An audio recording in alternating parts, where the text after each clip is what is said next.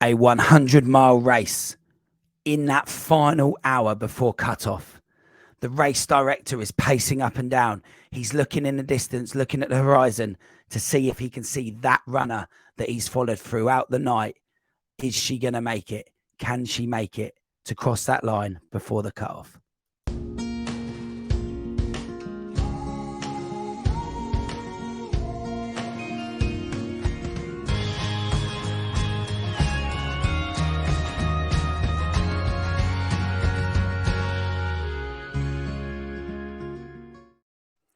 Hello and welcome to the Ultra Running Podcast with me, Coach Marshy. Hope you are all well. So from my point of view, things have been certainly ramping up in terms of the training. The injury is a long thing of the past and I'm starting to get back into some mileage of my own. Speaking of mileage, we've got a guest today that certainly has got a few miles in her legs. So we're going to invite in today's guest and welcome to the show. Hello, Lauren. How are you? Hi, Neil. I'm good, thank you. How are you? Yeah, I'm good, thanks. Very well. So Lauren, the injury's on the mend, is it? The injury is on the mend, and we're. I've got to say, I'm finding life a lot more happy, should I say, for being able to run for sure. So that's great. So Lauren, we met at a 100-mile ultra that you were doing. It was the Grim Reaper. But before we get into anything, let's talk about sort of who you are, what your background is, what you sort of do as a day job, and tell us a little bit about yourself. Okay, so I'm a teacher. I'm a secondary school teacher in the Midlands. So full time, busy. Very difficult to fit in running. I always ran as a youngster at school. Enjoyed sort of competing there. Then didn't bother for quite a while. Then in my 20s, one day a friend rocked up with a London Marathon form and said, "Oh, do you fancy this?" And I used to love watching London Marathon. It used to inspire me to go out for a little jog afterwards. But I always thought it was something that other people did. I never thought it would be something that I could do. So we applied the first year, didn't get in. Applied the second year, didn't get in. So we did Paris, which funnily enough was exactly 20 years ago. It was 2003. So that was my first marathon. Got knocked down by a car 2 weeks before. Refused to go to hospital because I was like, I'm going to run. So I strapped my leg up, strapped my ankle up, stood on the start line, got to the end of it and thought, I'm doing that again. So in 2004, ran the London Marathon for the first time and ran marathons all throughout my 20s, early 30s. And then about 10 years ago, somebody said, why don't you go further? And I did. First one was 100K in North Norfolk and I came third and I thought, oh, do you know what? I'm all right at this. So I haven't looked back since then. I don't really run marathons anymore. I just love the camaraderie of being out on the trail and the longer distances. So yeah, that's me really. Yeah, no, cool. We'll certainly unpack some of that and unpack that journey as we go, I'm sure. So let's get on to sort of how we met and where we met. I think the first time we officially met was literally as you came across the finish line of the I think it was. Yes. Yeah, I think it was. And I think I pointed a camera in your face and started talking to you. I think I was too busy making sure my little one didn't drop the bottle of champagne he was holding. So that was my main priority, crossing the finish line, holding the trophy and having the champagne. So before we sort of unpack that race a little bit and see how that actually went, let's talk about that hook that I talked about at the beginning of the show there, that moment. So I have a version of the story as you finished because I was there. I'd been there for a good hour sort of speculating when you were going to come in and could you make it in before the cut off. And Steve and Laura, race directors of Grim Reaper, they were sort of doing the same and they had sort of followed you all night and checked in on you and stuff like that. So, you know, they were amazing. I mean, yeah, they were. I mean, Steve in the last, and I think Natalie was there as well, in the last sort of 2 hours, not in the last hour, the last sort of 70 to 80 when I was struggling a bit as well. Steve was sort of checking on me. And I had an injury at a really, really bad one at sort of 70. So he knew that. So he was checking on me. And then all from 80 to 90, he was like, you've got to get that by. If you get there at 1 second past 9, you're DNF'd. But I knew certainly by 80 miles. I mean, I I took a huge risk at 80 miles. But once I was back out on course, I knew that I'd given myself enough time to do it. I'd run 80 to 90 in a fairly decent time, considering my knee was playing up badly. So I knew, I mean, I'd stopped and chatted to Steve at the 5 mile checkpoint at 95 miles. I knew he was sweating a bit. I knew he was worrying a bit as I came around the corner, but I knew I had enough time.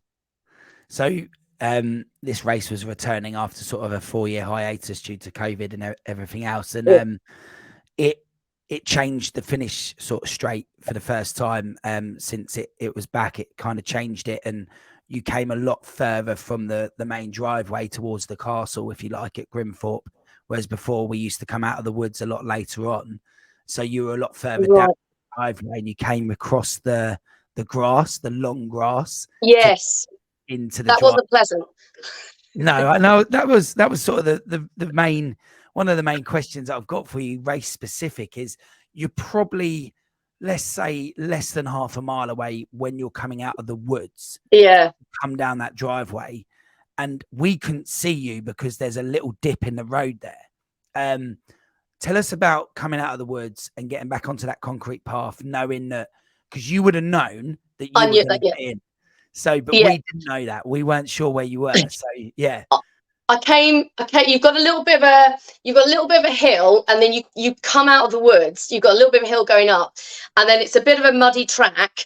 So you have to be careful. Then your tide and your cadence picking that up, and you come onto the grass. And as soon as I came off the grass, I knew as soon as I hit the track, and I knew you couldn't see me, but I could see the top of the house.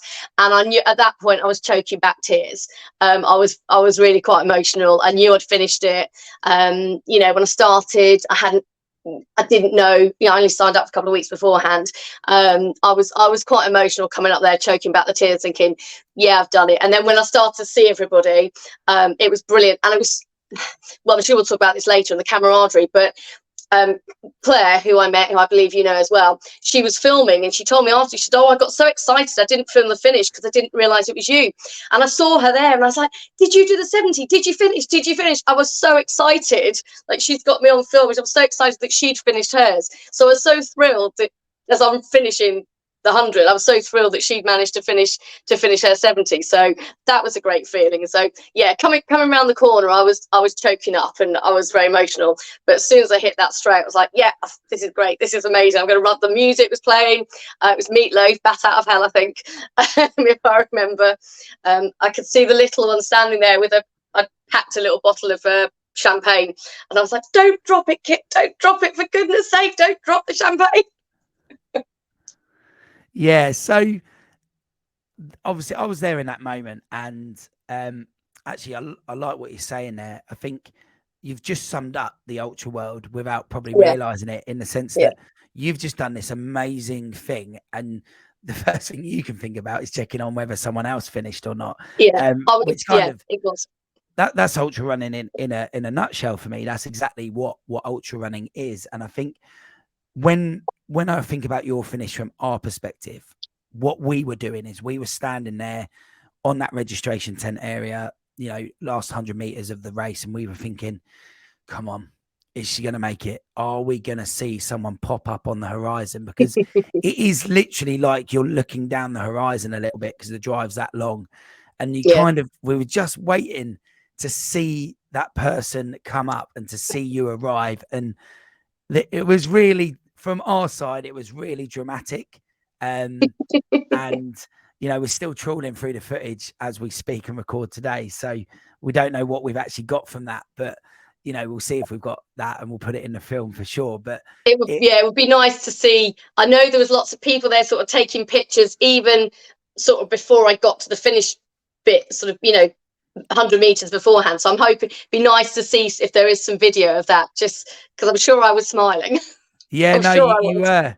You were, and it was a really dramatic, but like cool ultra running moment. It was great. It was just great to be part of it, and great to do our little bit on the side, and to see you come and your family. They all came over, and it wasn't great.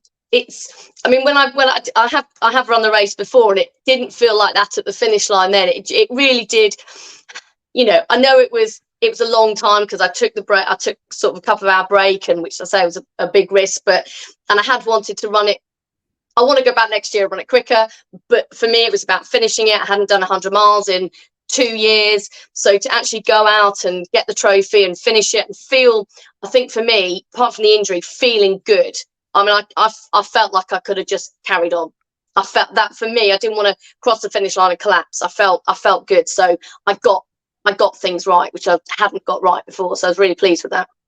No, it's really good to hear. And I think, the ultra world is a big learning curve. And I'll probably ask you about that in a second. But yeah, in terms of so. the last thing on the finish, from my point of view, was it was an even better moment because Steve and then his wife, Natalie, and then Laura, the other race owner and director, they were well invested in you finishing. It was almost like their child was finishing, like they were really proud, and it was a good moment. And I think they ran, if I remember rightly, they ran towards you a bit? Were they towards you? I think they both came towards me because I remember seeing them first with the cameras, but I just all the way around, certainly on the last lap, but probably for the last 20 miles, the determination that Steve was, he was so supportive, and the determination he had.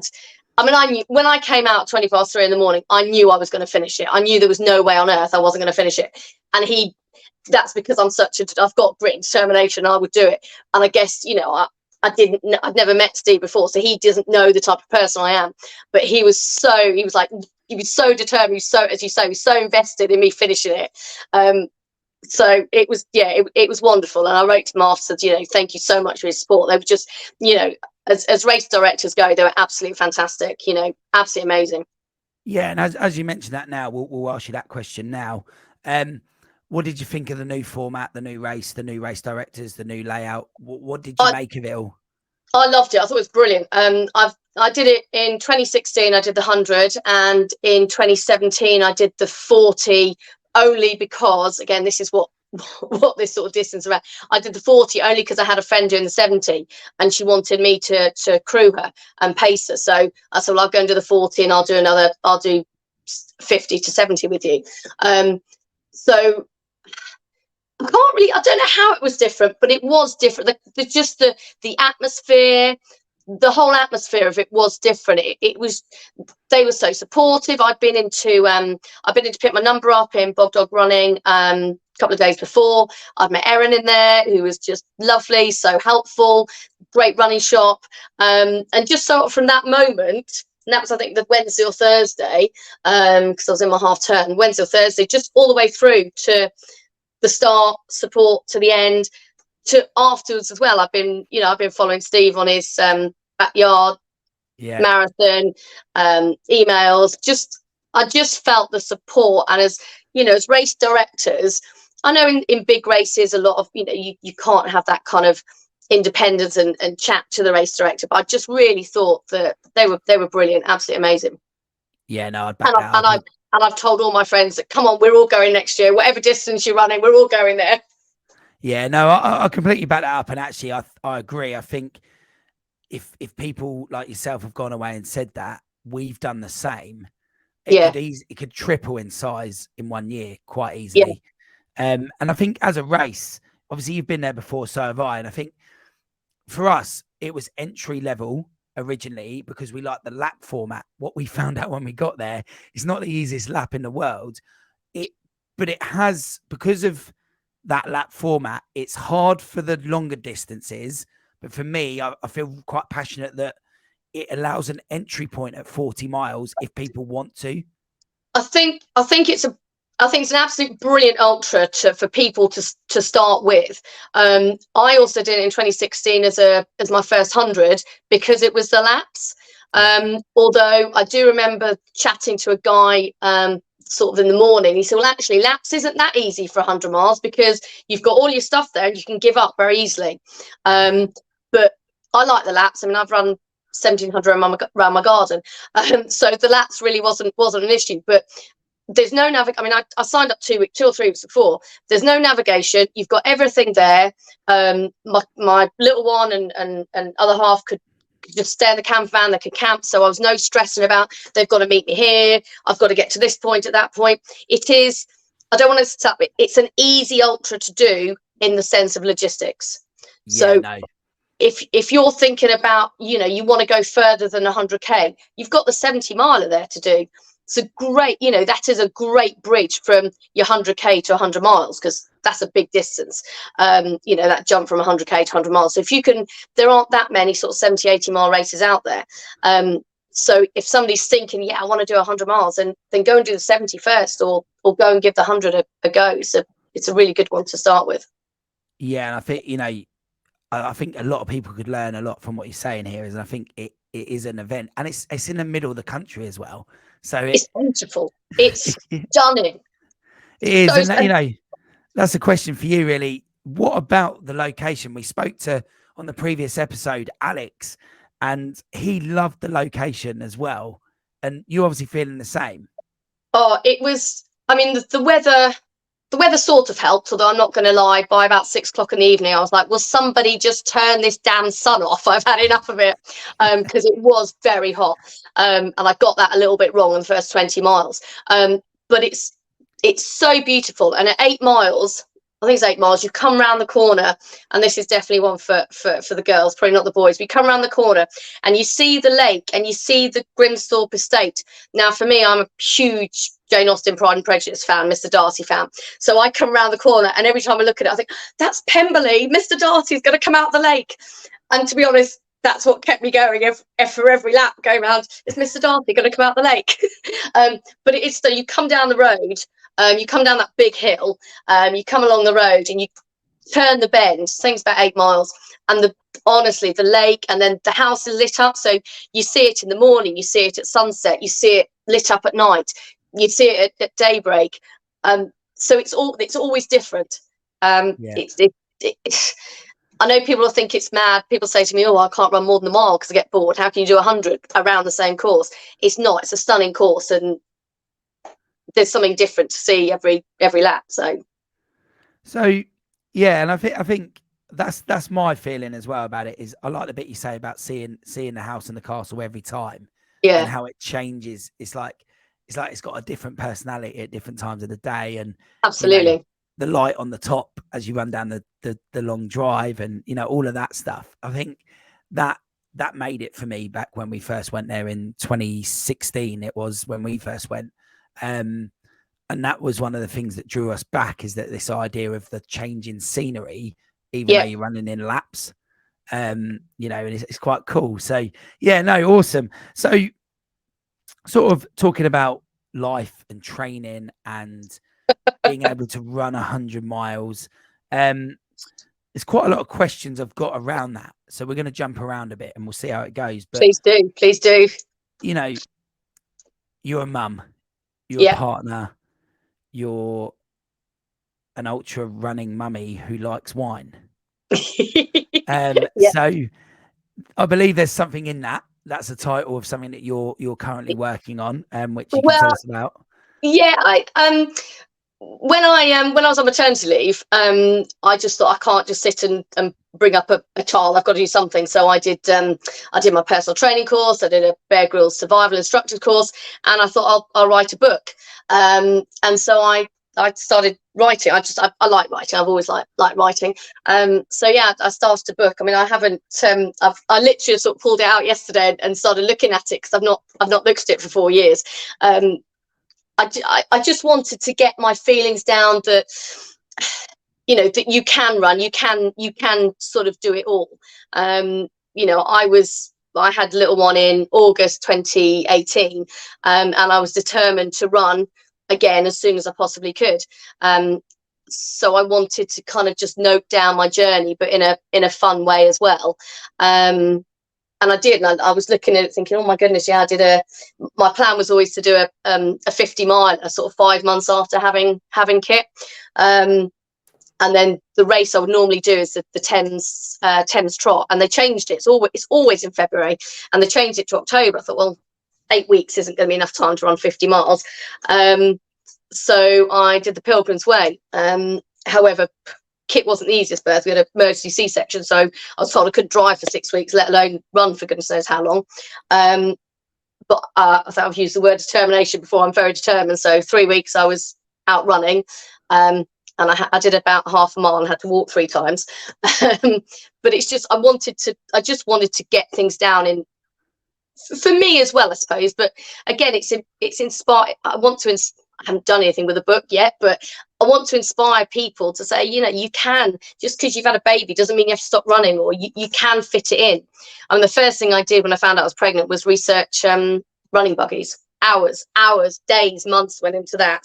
And I think that's probably one of the best things. If anybody says to me, oh, you know, what's your advice if you want to run with a little one? I was like, get a really good running buggy. Yeah, no, my other half would agree with you on that for sure. I mean, I've not done too much buggy running. I've done a little bit, but I've not done loads. But I can understand what you're saying. And on that, you've said something in there that, as a personal trainer myself, and you may find this as well, having worked with clients, we always get given excuses about why people can't do things. Yeah. Very recently, in another passion of mine, another sport, the sport of high rocks, I've been introduced to a very inspirational lady as well, who has that kind of, why can't we do it all kind of approach. And that's what you've said there. You've said about this idea of showing that you can do it all, and not having these people with different lives, and I get that, but these excuses as to why you can't do it. And in terms of being able to do it all and why you think it is possible, you have said at the beginning of this interview, you're a full-time teacher. We all know, or anyone who's got a logical brain knows, that the teaching world is not an easy world. You've then got to be a mum, you've got a family, and you've got to be a supportive partner. You've got ultra running and all the training that would require, but you're doing it all. So you are doing it all. Is there anything that you would sort of like add to what I've just said, as to make people understand that you can do it? I think you've got to. So I got in from work at 7 o'clock last night. Not ideal, because it meant I hadn't had a Friday evening with little one. But, you know, I got in, I read him a story, put him to bed. Once he was in bed, sort of 7:30, it was touch and go. I'm not going to lie. You know, I'd stopped for petrol and picked up a bottle of wine on the way home because it had been a long day. And I was like, you've got to put your trainers on, Lauren. You've got to get your trainers on. And this is a fight I have in my head quite a lot. You know, get your trainers on. And I don't always. I'm not brilliant with training. I hadn't done a hell of a lot. I haven't done hardly any training before the 100 miler. I just go for a run around the lake. I don't do a lot of training, but I do just run. So I forced myself out last night. And once I started to run, the first 3 miles, I think were like 10 and a half, 11-minute mile pace. I was so tired, but I felt great. I did 9 miles and I felt great. I got up this morning, forced myself again. You know, you have to kind of fit it in. You have to get up at, you don't have, I mean, I do. Sometimes in the summer, I do get up at 5 o'clock in the morning, but that's because I love running around the lake and seeing the sun come up. But I don't do that terribly often. You know, I'm not somebody that goes out and runs 50, 60 miles a week. If I'm lucky, I get maybe 20, 25 miles in a week, and I can still go out and run 100-mile races. So it is more about your mindset than you've got to be able to train, but it is more about the mindset and thinking, right, you know, I can do this. I'm not going to lie, I came in from 10 miles and did open a bottle of wine, had a couple of glasses, because you've got to do that as well. But it's having the right mindset and a positive mindset to think, I can do this. Yeah, I heard something yesterday, actually. It was to do with Ironman kind of world, but also this guy is a high roxer and he's an ultra runner as well. Bit of a hybrid athlete, and he talked about this idea of, it's really after the first 3 or 4 hours in an ultra, it really comes down to mindset and an eating competition after that. And if you can get those two things right, you can probably finish. I do agree. It's very much about the mindset. And then probably I'd say until 2 years ago, I didn't eat anything. I was horrendous, absolutely horrendous. I mean, the last 100-mile I did, the Centurion Thames Path, I got through it on 2 gels. And wow. And I didn't do it. I mean, that was my nemesis. That's unbelievable. the Thames Path was my nemesis. It's the only race I did. I DNF'd it in 2017, applied the next year, but was pregnant, so crude. Applied again, and I was injured, got to 80 and DNF'd again. So applied for 2020. Of course, COVID hit. Yeah. It was then deferred to September, but it was the weekend that I had a whole lot of New Year 7 starting, and I was like, I can't go in with a new year group, and so I deferred that. So I stood on the start line in 2021, and I was like, this is my 6th attempt to get to the start and finish line. I'm going to do it. And I remember getting to 85 miles and just dragging myself to the finish. It was horrendous. And I thought, I don't want to do this if I can't. I don't mean win things, but I do like to be competitive. So I got myself a coach from Centurion, and she said, well, talk me through the race. I said, well, I had a gel at about 40 miles, and I think I managed to get another one in me at about 60. And I sort of train about 10 miles a week. And she was like, you ran 100 miles with 2 gels. She said, that's ridiculous. So we had about 3 weeks before, well, maybe 4 or 5 weeks before my next race. And all she did was talk me through gels. And it was only a 36 miler, but I went out. I probably took a gel every 40 minutes, and I went out and ran it. I won it. I won the 36 mile. First time I won a race of a shorter race. And that was purely on nutrition. So hence why sort of a week before the Grim, I was like, right, I've not trained. I've only just signed up for this. I don't know if I can do 100 miles, but I'm going to plan the nutrition. If I can do anything, I can plan the nutrition. And it worked. And it worked. I did. It worked. It was. I've got some new gels that I use.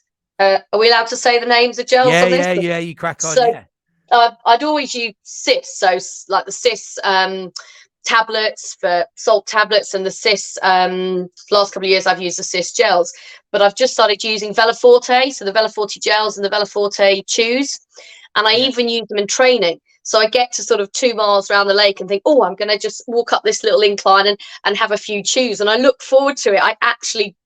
They're so tasty. I love them. So I packaged up, I've got one here. I managed to sort of package up my little nutrition pack. So it was one of those is about 45 grams. And then here you've got three lots of sort of 20-25. So there's a striker in there as well. So I thought that will do for each loop. So you've got about 100 just over 100 grams of carbs in there. I thought if I can get that in me, or something like that every 2 hours, I pretty much did. I think I was maybe throwing back 1 gel, but up until certainly 50-60 miles, I was doing quite well with that. So on the Grim Reaper, you made up 10 of those so that you had one for every loop, basically. Yeah. I thought that's going to get me through. If nothing else, well, that'll get me through. That's my planning. Yeah, and do you know what, Lauren? We've got into this now. We've done a lot of podcast interviews, and the common theme in people's own way, like how you've done yours there and described it there. The common theme is nutrition. It seems to be coming up over and over and over. The people that are being successful are not, as you've pointed out, not necessarily doing the 50 to 100 mile training weeks. They do it, but you're all doing the nutrition on race day. I think if I compare 2016 when I did the Grim, so I can definitely compare those 2 races. I think I finished in just over 26 hours. I can remember walking probably the last 90 to 100 miles with Gemma, who I met at 75 miles in, absolute kindred spirit, still very good friends to this day, brilliant. But just feeling drained, feeling gone. Now, from taking the gels and getting the nutrient, and I had a banana. I think I remember taking a whole pack. It was my first 100 miles. Took a whole ice kit pack with me with my champagne in it. But I had fruit, I had everything, yogurts, I had chocolate, everything I could think I want, and didn't have any of it. I think I had half a banana at 90 miles. But this time I got the nutrient. Again, I didn't take food. I'm not very good with taking actual food on board. But I got the gels in me, and I just, apart from my knee hurting, and it was a really, really bad injury at 70 miles, I still felt so positive, but I felt strong. My body felt so strong because it had that nutrition in me. Yeah, no, that's something that I think people should really kind of Yeah. taken. I've only been to 70 miles. I've not been any further than that yet. But I think when you say that about feeling strong from that nutrition, Yeah. I think it's a bit of a, if you know, if you've been there and you don't feel strong because you've not eaten anything, you know what that feels like if you've Yeah. been there. But I think when you talk about feeling strong, that doesn't necessarily always mean cardiovascularly or muscularly. It actually just means you feel like you are fueled to do what you want to do. And It you was a obviously felt really, that. yeah, sorry. Yeah, you obviously felt that when, on this occasion with this 100 miler, you thought, you know what, I do feel like I can finish. And at that exact point in the race as well, I'm gonna speculate here that having that kind of uplift in that moment was important, because that could be the point where you dropped. It was a really weird feeling. I felt great. Like 50 miles, I came in under 10 hours. I was like, yeah, I'm spot on, absolutely where I want to. Don't want to be any faster, don't want to be any slower than that. I'm not somebody that goes off. A lot of the pack went off quickly, and I know a couple of girls went off ahead of me, and I get a bit jittery. And I was like, Lauren, you can't, at no point, you're not racing anybody else. 100 milers and not one in the first, 10, 20 miles. It is about just, I know I can be strong in the second half. Mentally, I know I'm strong always in the second half of races. So I'd had a niggle in my knee at 40 miles, and that was my hissy fit. Oh, I'm not, and my other half wasn't there at the checkpoint at that point. I was like, and I was really annoyed, and I wasn't going to stop. I sort of was on the phone to, well, you weren't there, and I'm thinking about stopping, and I was having a strop at that point. You have something, don't you? So that was my strop at 40 miles, and went off and fine. And then at 50, I ran into Claire. I think she was 40 to 50, and I was doing 50 to 60. So we ran that lap together, which was lovely. It was brilliant because we sort of started together in the first mile. So it was lovely to see her again, and that gave me a real boost. And I came back, and I did 60 to 70, feeling good. Went off at 70, just about 10 o'clock, and my other knee, my left knee, yeah, it was my right, my left knee felt like it had been, I don't know, shot by a bullet or something. I didn't know what had happened. Honestly, it was horrendous. And there was a lovely chap. There was Martin, and he at the 5 mile point, and he'd lent me his ibuprofen gel. So I was putting that on. I'd seen Steve, and I said, look, he said, you've got so much time, just walk this. And I was like, I don't want to walk 30 miles. I'm not here, I'm here to run it. I really don't want to walk 30 miles. And so I was a bit like, I can do it. I can march 30 miles because my brain felt mentally good and my body felt mentally good. But I thought, I don't want to do this. So I made a decision by the end of, I'd spoken to Steve, because again, he was following me around, again, supportive. And that's at the point he said, you've got to be back by 9 o'clock. I said, well, I've got so much time. What if I went for a lie down? He said, yeah, go for it. Now, I've never done that before. So I was desperate to get back as soon as I could to 80 miles so I could go and have a lie down. We had the camper van. So I got back about 1:15. By the time I sort of finished faffing around and told everybody, I'm not quitting, I'm just going for a lie down, I got into bed and I thought, this is game over. There was no way in a million years am I going to get up. But I knew I felt strong. My knee hurt so much. I thought, I've got to do something. And I set my alarm for 3. I got up, I couldn't believe it. I actually got out of bed, I changed my kit, and I did something that was life-changing. I brushed my teeth. Now, in kit bags before, I've had like the little toothbrush and toothpaste and just sort of, finger brush teeth, but I properly brushed my teeth. Oh my goodness, it was amazing. It was just amazing. I felt like a new woman. So I got back onto the course, limped across, but thought, okay, it's rested, it's been rested, it feels, I strapped it up as well. And Steve was there. I think he was just sweating, and I didn't think you were coming back. I was getting worried. So I got back on a course again at sort of 3:20. And at that point, the sun, you can feel the sun coming up. I know it's still dark, but you can just feel it. And that for me, even my knee still hurt. Mentally, I felt strong. Physically, I felt strong because I had the nutrition in me. And I just started plodding, probably only like, 11, 12 minute mile pace. And I did that for 5 miles, got to the, that horrible, the railway line bit. Yeah, the railway line, the bit that everyone loves in the Grim Reaper. Yeah. And doing that really threw my knee again. So the second half, I was sort of hobbling a bit, sort of walking, hobbling. I think I put my Agatha Christie in. I think I'd done that 70 to 80 as well. Put my put my earphones in and listen to an Agatha Christie book, because like I can't listen to any music, I can't run quick enough to listen to music. So put an Agatha Christie book in and did that again there. Got back in enough time. I wanted to give myself 3 hours in case anything went majorly wrong for the last lap. So I think I did that lap. I think it was 80 to 90 in about 2.5 hours. So I knew I had well over 3 hours. Hence why when you're all sweating at the end, sort of saying, "Is she going to do it?" I was like, "Yeah, I've got this." I mean, I stopped to speak to, at the end of the railway, like the halfway course bit, I was stopping and speaking to Steve for 10 minutes. So he knew I was going to do it.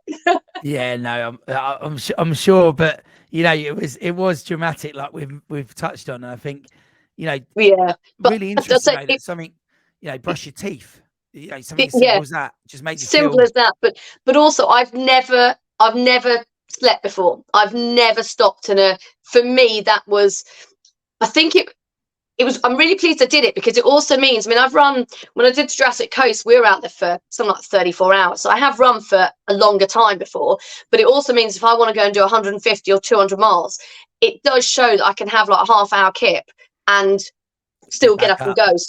So that's, I'm really pleased that I did actually have that sleep. I say it helped the knee, or just resting it, but it also helped thinking, right, when you do those longer races, because I want to go further than 100 miles.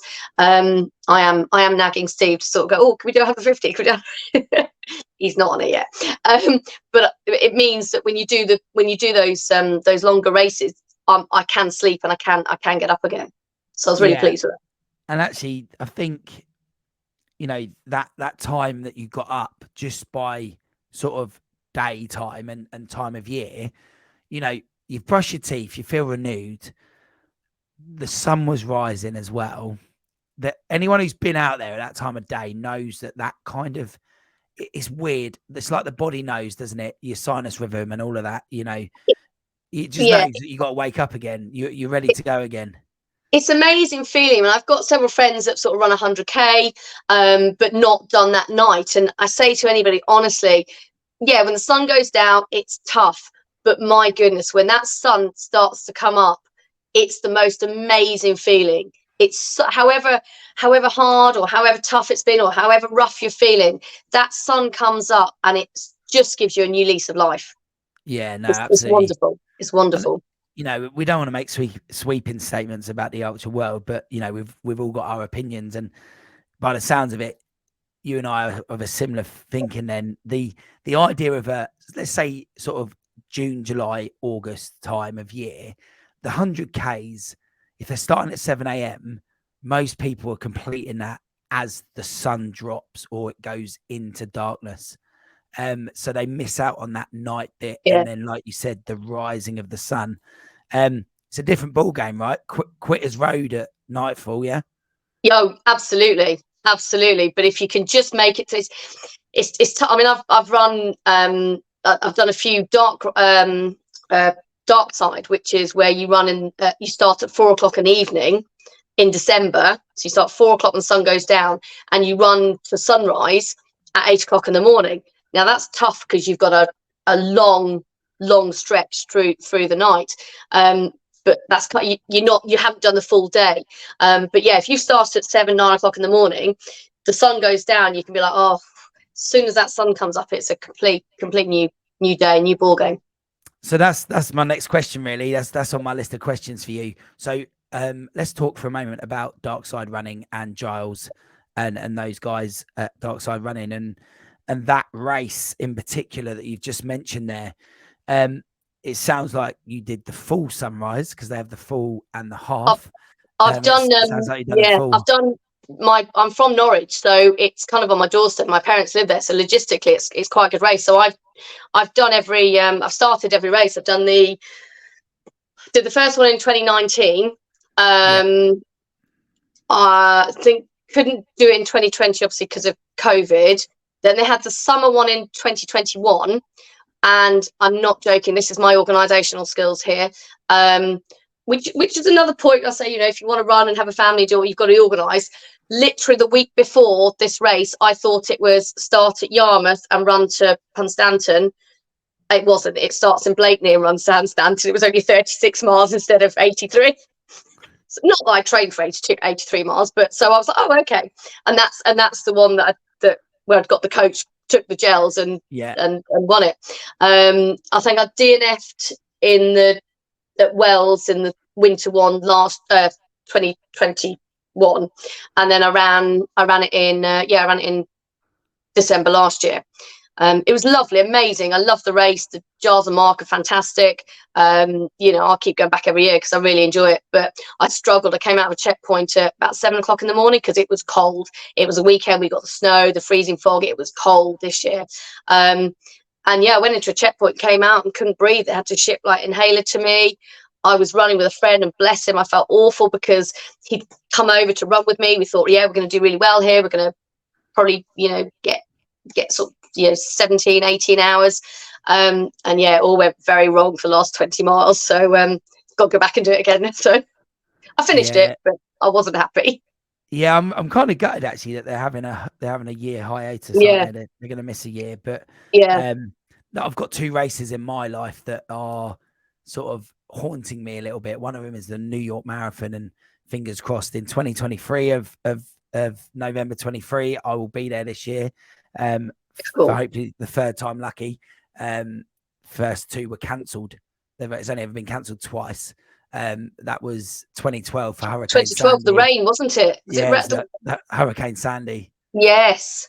So that was crazy. I was there. But did you run it? Because I did the Venice Marathon the same week, and I remember speaking to a friend from Italy, and she was in New York, and she went out and just they ran it herself. Ran anyway, didn't they? Yeah. They did. No, I didn't do that. And then I thought, I'll apply in the ballot for the 2021 and got in the ballot for 2020, and then obviously it got cancelled because of COVID. Yeah. But the other race that haunts me is, and doesn't seem to be able to happen for me, is the Sunrise. I've been there. I was there the first one, the 2019. Yeah. And then I was there in 21, but injured. So I was there sort of crewing on both of those. In fact, we probably crossed paths before, Laurie. I'm sure we did. Yeah, I'm sure we did. I was the guy in the van overnight that just kept following everyone round. But I did that on both. And I know that stretch of Norfolk really well. It's gorgeous, isn't it? It's so beautiful. Yeah. I mean, stunning. That second half, we've grown up there as kind of holiday homes, all round there, Steeple in, Scrapby, California Cliffs, all of that. So, we kind of know it well. And watching that race, and you can perhaps enlighten us a little bit. I mean, you go from being on the soft sand to the shingle. I mean, you've got that beach at Clay. So you've got the checkpoint at Clay, and then you come out of Clay at 10, 11 o'clock at night, and you've got 4 miles of just shingle beach. And that's kind of soul destroying. And it was even worse this year end of last year, because Mike and I sort of went a bit further than we had to. So we had to end up scrambling up the cliffs. So we went a little bit wrong. But you've then got the beach at, like the last 6 miles, you're running on the beach and Caister Beach. Yeah. Caister Beach across there. The sand dunes coming sort of into Wells, and thinking, right, going across Holcombe Sands and thinking, right, I've got to look out, it's dark now, I've got to look out and make sure I know where to cut in. And navigation wise, it's okay, you keep your C on the left, but it's still you've got to be very careful. It's not an easy race, and that's without tripping over the seals, right? Well, oh yes, absolutely at Winterton. They diverted a couple of yeyears ago. We were diverted because the seals were all on the course. Yeah, but it's a lovely race. I say Giles and Mark are great fun. But I think because I did it in COVID when I run it, I never got a trophy for it. So I think I came, because they only give trophies to first and second place. So the first year I did it, I was in second place, and I've been supporting a girl kind of like from about, I'd taken a wrong turning, she caught me up, so I supported her all the way through. And then it's 13 miles, I can never remember the place of the last penultimate checkpoint, and my other half said to me, with little one, because I stopped, little one was only probably about a year at that point, stopped to give little one a cuddle. He said, you do realise you two are in second? Anyway, the girl kind of ran off and I never managed to catch her. I was like, that was my trophy. So I've been trying to get a trophy ever since, and I will get a trophy at that race. Yeah, hopefully this not, they kind of made it clear that it will be back, and I think It did sound like it, yeah. I mean, like Dan Lawson's been there and won that race. Like, I met him, yeah. So I met him. That must have been 2022. So I met him at start line because he knew the coach I was with at the time. So yeah, I met Dan there. Met Dan a couple of times. He's just crazy. I mean, he just goes and. Yeah, I mean, it was unreal watching him because I kind of followed the field at the front because our guy from our club he won the half, and he was the only one that got near Dan. Dan had passed the whole of the half, like before the end. Like, it was weird. It was an inspirational moment. But and that race, just, I think it in its own right, we've got UTS and we've got all these big stuff. We've got all of this stuff going on in this country now, the lakes and Windermere Lap and all of that. Yeah. But actually, that Norfolk Coast Ultra, once people have done it, they perhaps realise in its own right just how hard it is. There might be no elevation, but it's different. I mean, it's running across the beachfront at 6 o'clock in the morning with the temperatures dropped even more, and I would say it's probably -5, -6 that weekend. The freezing sort of fog coming towards you and the freezing rain coming towards you. Whatever wasn't covered was frozen. So my eyelashes, my eyes were frozen, my hair out, my hat was frozen. I had 2 pairs of gloves on. If you do not get that right, you are in trouble. If you do not get your clothing right there, you are in trouble. The North Sea's on your left the whole way, right? Yeah. And yeah. It's going to get you. I tell you what, I was in my dry robe getting in and out of a van with the heating on, and I was freezing watching, and I just thought, how are these people even doing this? So no, fair play that you've done that. So a couple more questions then before we wrap up. Interested to know your kind of thoughts about the community and what you think about how this community is growing and the ultra running world, and what you would like to see in the future for the ultra running world and how it goes. Well, the reason I run sort of ultras now rather than marathons is because of the camaraderie of it. I think it's absolutely fantastic. And I met Gemma at the Grim 6-7 years ago. I've met several Holly and Mike that I run with now through ultras. It's amazing. Claire, who I met here, I know we're talking about going to do some running and training, and we'll run a race. So the people you meet here are very like-minded, determined people, and they do stick as friends. It's an amazing camaraderie, and even the ones you don't stay in touch with, you bond with over which navigation skills, or you bond with like, come on, let's just get to the next checkpoint, or you can do this, and just bonding with that sort of camaraderie. I would like to see, I'd like to see more women do it. I'm not going to lie, one of the great things at the start line of an ultra race is there's a massive queue for the men's toilet, and I can just walk straight into the girls. Whereas if you're doing a marathon, it's the other way around. So that is, that's a nice little win on an ultra. But it is, the female side has grown, but I would like to see more people doing it. I mentioned the book earlier, and I've done nothing with that, but during COVID I did, everybody's doing, what can you do for charity, and I sat there one night, a couple of glasses of wine in, maybe a few more, and thought, well, I'll run around my garden for charity. I thought, I'm not going to do a marathon, I'll do 100 miles. And so I kind of set up a Facebook, set up with Just Giving, got sort of newspapers and things involved, and I've got other people to run with me, as in around their gardens, or for their hour a day that they could do, or up and down the street here. And for me, I wanted just to inspire people, not just women, but anybody, to say, come on, you can get out, even though we're in COVID, you can get out and still run. You can do something. And that was fantastic. That's certainly one of the best 100 milers I've ever done, even though it's around my garden. But I don't want you to, anybody that's done a marathon, people will say, oh, I can't do a marathon. Yes, you can. Go and put your trains on. Go for a run. And anybody that's done a marathon can easily do a 50k. Once you've done your 50k, then you could do a 50 miler. And then that's what's so great about the Grim and Stephen Laura's race, that you've got the 10, you've got the 40, you've got the 70, you've got the 100. just believe that you can do it. So many people said, oh, I can't do that. You don't know until you try. I'll take you back to, the introduction. I used to watch the London Marathon and say, that's for other people. That I could never do that. That's for other people. And now I've done that. I've been in the Good for Age start. I've done that probably 10 times. And now I'm doing ultras. And you think, well, what can I do next?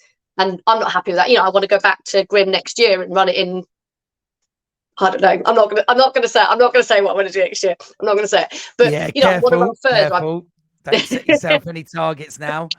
Not when people can look back at the footage and go, she said that.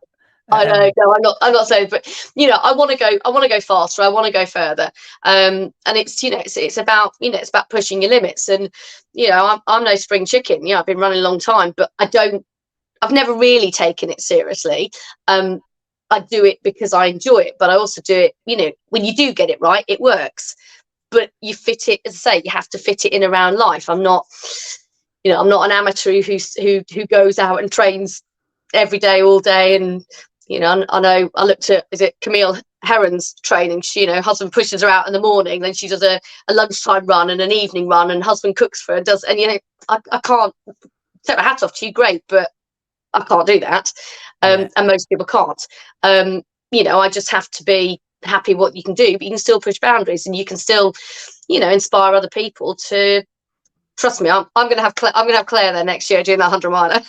Yeah, I mean, I've got to be honest. She will listen to this for sure, and I'm not sure it'll take too much convincing. And if you're giving it one way and I'm giving it the other, then I think it's probably a done deal, Claire, if you're listening. So yeah, absolutely. Unlucky, Claire, you're going to be doing 100 miles. So with that in mind, for you, bucket lists, in terms of the ultra world, have you got any sort of bucket list races, or are you just kind of wanting to try and push the boundaries a bit? I want to do the spine race, and I'd like to do Dragon's Back or Cape Wrath. Now, I am never going to complain about being a teacher with the holidays we get, because we do get a lot of holidays, but I can't, like spine races in January. There are certain races that I just can't do because unless I speak very nicely to my head teacher, which I might go and growl. So I've always fancied the spine race. I would like to do UTMB, and that is in the summer, so that might work. But I think for me, it's getting my head around now how to get into that. Also, I need to do some hill training. So in 2019 Jurassic Coast, the Brecons, but in the last couple of years I've not done a lot of hill training. So I need to get myself in the peaks and do some more hills, because I'd really like to do the Dragon's Back or Cape Wrath. What part of the UK are you in? I'm in Cambridgeshire. I'm just outside Huntington. Oh, so you're only up the road from us? Oh yes. Yes. So we're as flat as a pancake. Yeah. Like, we got no chance. No. Love that you're just up the road, because that is, you get it. You actually, yeah. Do you know what? I don't think there's an episode where I've not mentioned how flat Cambridge is. One guy came up to me at an event and he goes, "Hi Neil, I'm Simon. I listen to your podcast. Cambridge is pretty flat, isn't it?" And it's like, because I go on about it a lot, but try and explain that actually. What I know we're talking bucket list, but to anyone listening, explain our it was first world problem really, but explain it to somebody that why we are obsessed with how flat Cambridge is when you're a runner. Because if you're going to do some of the big races, there's always hills in there, and you don't really want to do an ultra sometimes. I mean, a flat ultra is hell on earth, if I'm honest with you. Something like the Thames Path 100, it's devastatingly hard because it's so flat. So you want it as an ultra run, you want to be able to go out and run some hills, because you get to walk up the hills. I mean, you walk hills, so you don't want to be doing a flat ultra. So you need, and if you want to be going to do some of these big ultras, you need to train in the hills. Now, if you live on the edge of the peaks, great, get up in the morning, drive a couple of miles down the road and do a few mountains. There's no mountains around here, and it gets a bit dull just finding a hill and doing that 10 times. And running the hills is lovely, but that's the life of a Cambridgeshire person, isn't it? Find a hill and repeat. And repeat it, yeah. And I grew up in Norfolk, so that's flat too. Simon from the Ultra Loop, if you are listening to this episode, see, Cambridge is flat. Cambridge is flat. We know it is. And we know we've got to do some work on that. So back to that bucket list, UTMB. It's got to be like everyone's. Yeah. Sorry. Everyone wants it. Everyone wants Yeah. UTMB.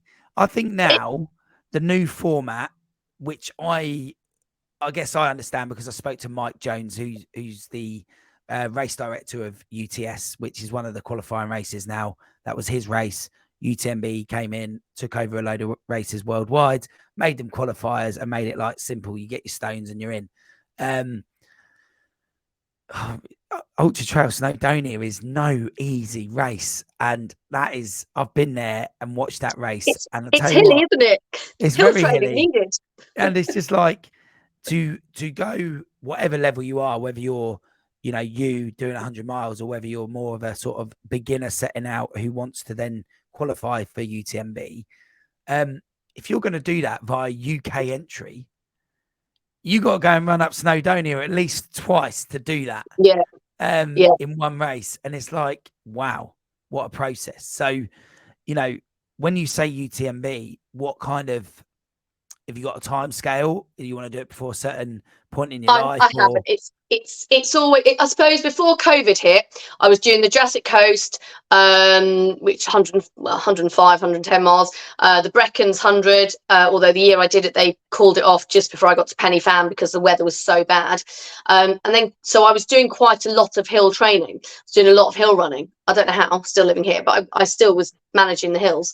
And then COVID hit and I just haven't got back into any kind of hill running, so I don't know. UTMB it's just one in the background that I'd really like to do Dragon's Back. Dragon's Back is probably the bucket list one, and the spine race in January. But yeah, it's kind of finding. I think that's one of the problems with fitting it all in. Like I saw the Grim as like, right, I know that's down the road, that's 40 minutes away. Logistically I can do that. When you're looking at doing the multi-day events, that's when it becomes so much harder with little ones and work and checking that everybody's where that's we'll see. I would definitely like to go longer as well. When with the few couple of months ago was the tunnel race, wasn't it? Was it 200 miles or something? Yeah. You wouldn't believe how many people sent that to me and said, "Oh, Lauren, are you doing that one?" Yeah, I actually met a lady, the happy runner Vic, who runs bare feet, as in literally bare feet, and she was doing the tunnel and the bridge. Is that in Bristol? Is that? I think it is. Yeah. And she was doing both those races, and they were quite close together. And I knew about them. I think anyone in the ultra world does know about them, but I'd never really researched them. So I looked into it after meeting her and I was like, oh, wow. That's a different type of ultra. And I'm not sure that's on my bucket list. I don't know about anyone else. Psychologically, I love being out and running the trails, as I say, just looking at the scenery. So I don't know. I wouldn't write it off. I wouldn't say no, because it's something, that's something like, can I do it? Can I do it? And I'm always looking for something like, can I do it? What can I do next? So that's a bit more crazy. There's physical because you've got to go 100 or 200 miles, but actually that mental. One is all about the mind, right? All about it. Absolutely. So reach that part of the show where I want to ask you a question, and I ask everyone this question about their sort of free tips that they would have for anyone. But let's frame yours around being a mum. What would you say? What would you say the three things that you would recommend or tips that you would give to a mum who likes running and wants to get into ultra running? Well, I think I mentioned before was the mountain buggy. If you've got a little one, get yourself a good running buggy, because that was life changing. As soon as Kit turned sort of 5 months old, he was in that buggy and I could go out running. So research and get yourself a good buggy. Be organised. Certainly when little one was younger, it was just making sure that everything was organised, food wise, drinks wise. I'd even cut up my lemons in the morning, because I have lemon tea for breakfast every morning, and I'd I'd even cut up the lemons in water, so that was one less thing to do in the morning. It's about just being organised, and also having a support network around you. You know, I'm very lucky that my other half is sporty. You know, we're going. He's got into his open water swimming. But he's a runner, not to the same sort of distance I am, but he's very much like, yeah, I'll look after the little one. You crack on, knock yourself out running 100 miles. So sort of having if you don't have a partner, having friends around you that will go, come on, let's go and run. You know, I was really lucky that Kit was 4 weeks old and I went to a baby massage class, and there was a woman there and she had the same buggy that I did, and her little one was exactly the same, and we've run. She runs about 30 or 40 miles, but she's done dark side running. We've done other races together, and it's a case of having people around you that are in similar situations. You can go, right, come on, let's go and do this together. It doesn't matter whether we do 2 miles or 20 miles. Let's go and do this. So having that support around you, or getting, you know, joining a running club, having people that you know, that can inspire you and you can help inspire them as well. I think they'd be my 3. There you have it, mums that want to get into ultra running. There it is. Like, she's told you the 3 things that you need to do. And have some wine in the fridge. And have some wine in the fridge as well, because an ultra running mummy who likes wine, I've got to be honest, if you release that book, my running club will probably sell 30 copies of that easy. Minimum. And my actual gym as well, I think we'd probably sell a load of copies in here as well. So yeah, no, cool. Brilliant, Lauren. Well, that's an awesome interview, and it's been a privilege having you on the show, and it's great. I'm really glad that we got to speak and well, thank you so much. I really enjoyed it. It was nice. Yeah, it was nice talking about running. Is there anywhere that people can sort of follow your journey or look at like a sponsorship page or anything like that? I don't really do social media. Being a teacher, I stay well away from the kind of the social media side of it. So I don't. People have sort of said, even a few years ago, and I've got into ultras, because you know, you should do a blog, and I'm very technical. I'm a complete Luddite. I'm not very good at that. But maybe, you know, just reading sort of, I've read I've read a few blogs of runners and people that did the Grim, and really interesting with the blind runner who was doing it, and his guide. And I read that. I thought, wow, that's so really interesting. So maybe I'll if I don't get the book published, maybe I'll start doing some blogging. Is it? I don't know. Yeah. No, cool. I'll speak to you around that one. Cool. So thanks for coming on the show. Really Thank you very much for having me. So guys, hopefully you enjoyed the show with Lauren today. If you feel like there's anything in the show that Lauren said today or that we've spoke about that you think would be of use to anyone, do point them in the right direction, either via YouTube, the social media links, or on whichever podcast platform it is that you are listening. If on those platforms you guys could leave us a nice comment, any questions that you have in there, we'd be happy to answer them as well. Like, share, subscribe, it all helps. You know, we put a lot of time and effort into this, and people give up their free time like Lauren has today, and it's really helpful when people do give us that feedback and share and subscribe. So if you know anyone, send it to them. If you can share it for us, we'd appreciate it. And hopefully you've enjoyed the show, and we can all meet here again to speak more on the Ultra Running Podcast with me, Coach Marshy.